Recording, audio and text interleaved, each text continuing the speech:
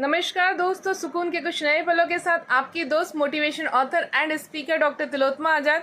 आज के इस सेशन में हम चर्चा करने जा रहे पात्रता अर्थात किसी चीज़ को एकत्रित करने की, किसी चीज़ को रखने के लिए एक पात्र की आवश्यकता होती है। ठीक उसी प्रकार जीवन में ईश्वरीय कृपा, ईश्वरीय आशीर्वाद, ईश्वरीय प्रसाद या ईश्वरीय ज्ञान को एकत्रित करने के लिए पात्रता की आवश्यकता होती है।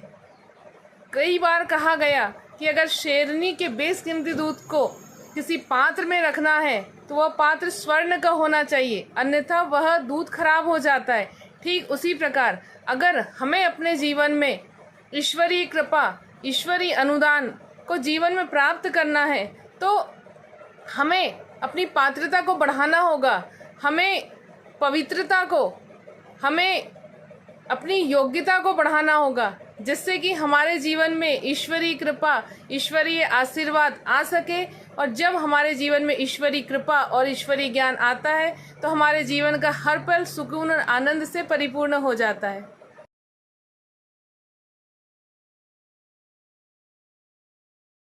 चलिए एक छोटी सी कहानी के माध्यम से समझते हैं महाभारत का युद्ध जो कुरुक्षेत्र के मैदान में लड़ा गया, जहाँ युद्ध पांडवों और कौरवों के बीच में हुआ। दोनों भाई भाई थे और युद्ध धर्म और अधर्म का था। दोनों के सम्मुख ऐसी परिस्थितियां खड़ी हो चुकी थी कि युद्ध करना अनिवार्य था। लेकिन जब अर्जुन युद्ध के मैदान में पहुंचे, उन्होंने चारों तरफ अपने ही सगे संबंधी रिश्तेदार देखे। जहां देखा कि पितामह भीष्म खड़े हैं, गुरु द्रोण खड़े हैं, अपने प्रिय भ्राता खड़े हैं, तो अर्जुन ने गांडीव डाल दिया और हताश होकर युद्ध में बैठ गया कि मैं अपने सगे संबंधियों पर धनुष बाण नहीं चला पाऊंगा। श्री कृष्ण ने जब अर्जुन को देखा तो श्री कृष्ण ने उसी समय कालचक्र को रोककर अर्जुन को 18 अध्याय का ज्ञान दिया, जिसे बाद में श्रीमद् भगवद गीता कहा गया। इन 18 अध्याय में श्री कृष्ण ने अर्जुन को ब्रह्म का ज्ञान करवाया, आत्मा का ज्ञान करवाया कि आत्मा जो है अजर अविनाशी है, जो कभी मरती नहीं है। हे पार्थ, तू युद्ध कर। अगर युद्ध के मैदान में तू मारा भी गया तो तुझे स्वर्ग का राज्य मिलेगा, और यदि तेरी विजय हुई तो तू पृथ्वी पर राज्य भोगेगा। अर्जुन को कंटिन्यू ये ज्ञान भगवान श्री कृष्ण देते रहे, और जब अर्जुन की ज्ञान चक्षु खुले और भगवान श्री कृष्ण ने इसी बीच अर्जुन को अपने विराट रूप के दर्शन करवाए, और अर्जुन को ज्ञात हो गया कि मुझे जो ज्ञान मिल रहा है और मेरे साथ भगवान श्री कृष्ण है तो मेरा कोई बाल भी बांका नहीं कर सकता है, और मैं सत्य के साथ हूँ। भगवान श्री कृष्ण ने कहा कि तुझे धर्म के लिए लड़ना होगा। जो क्षत्रिय है, क्षत्रियों का कर्तव्य है कि उन्हें युद्ध में लड़ना होता है और धर्म के लिए लड़ना होता है, धर्म की रक्षा के लिए लड़ना होता है।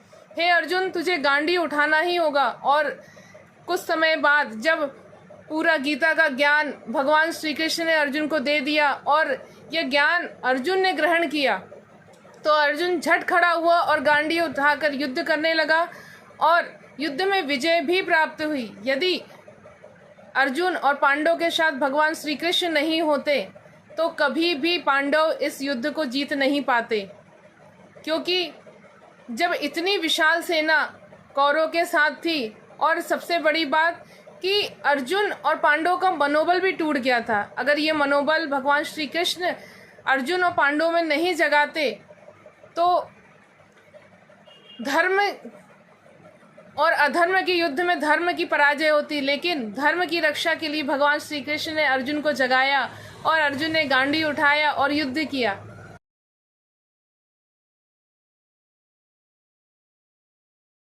प्रश्न ये उठता है कि जो विराट रूप भगवान श्री कृष्ण ने अर्जुन को दिखाया था, क्या वह विराट रूप दुर्योधन को दिखाते तो युद्ध करने से मना कर देता?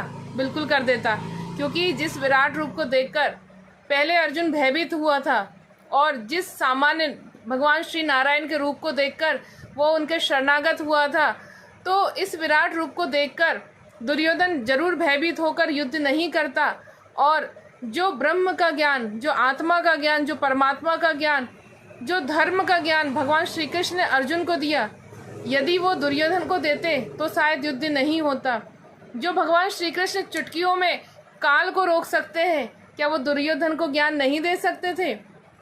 बिल्कुल दे सकते थे, लेकिन चूंकि अर्जुन पात्र था, पात्र होने की वजह से पूरा श्रीमद् भगवत गीता का ज्ञान और विराट रूप के दर्शन भगवान श्री कृष्ण ने अर्जुन को कराए। वही दुर्योधन अहंकारी था, क्योंकि ईश्वर और भक्त के बीच में एक ही दूरी होती है, वो है मैं और तू की। ईश्वर मतलब निराकार ईश्वर और मैं मतलब मेरा अहंकार। जब अहंकार होता है तो ईश्वर नहीं होते, और जब ईश्वर होते हैं तो अहंकार नहीं होता। क्योंकि दुर्योधन अहंकारी था, इसलिए उसे ईश्वरीय ज्ञान प्राप्त नहीं हुआ, ईश्वर के दर्शन नहीं हुए, और अर्जुन पात्र थे, इसलिए भगवान श्री कृष्ण ने उन पर कृपा की। ठीक इसी प्रकार हमारे जीवन में भी जब हम इस ईश्वरीय ज्ञान को धारण करना चाहते हैं तो हमारे जीवन में पवित्रता, दया, करुणा, प्रेम जैसे जैसे बढ़ते जाएगा, हमारे जीवन में ईश्वरीय कृपा बढ़ते जाएगी, और जैसे जैसे ईश्वरीय कृपा बढ़ते जाएगी हमारा जीवन का एक एक पल सुकून और आनंद से परिपूर्ण होगा।